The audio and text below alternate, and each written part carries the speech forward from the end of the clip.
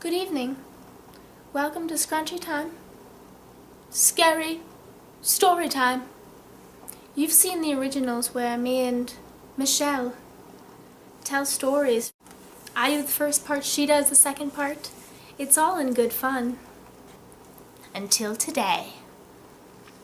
It's Scary Storytime because it's Halloween month here at Scrunchy Time. So here's the story.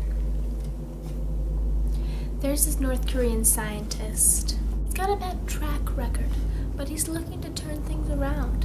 He recently met a girl named Orchard at the mall, and he was particularly smitten by this young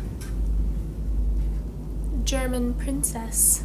She's not an actual princess, she was just like cool. He's at his house in North Korea sipping on a cider, and he hears something. He hears something in the walls.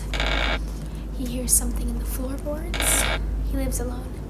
He hears something in the lamps that are turning off and on at a rapid rate, mind you.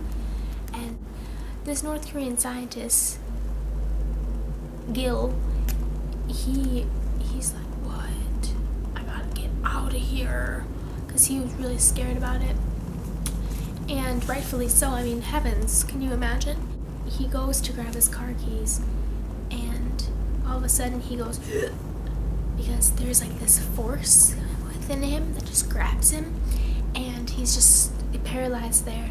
And then all the lights turn off, and it starts like swirling around him like the wind, but he can't move. He's like literally paralyzed, but he's completely conscious and aware of everything that's happening. And then this witch appears through a hole in the ceiling, and Gil's just like watching this happen, going like that. And so she like swirls down into there, and she just looks at him, and she's like, Gil, I'm putting a spell on you, with like her witch face and scariness. And she's like, that lady that I love. And he's like, yeah, Orchard, she's awesome. She's very beautiful and sweet and kind and lovely, and she wears a lot of glitter, and I like that about her. And the witch is like, she will be yours forever. You will do something more tonight. And Gil's like, oh shit. And then she like swirls up back, and he's just like left there, like, and then it takes him like 10 minutes to not be paralyzed anymore because she is a strong witch.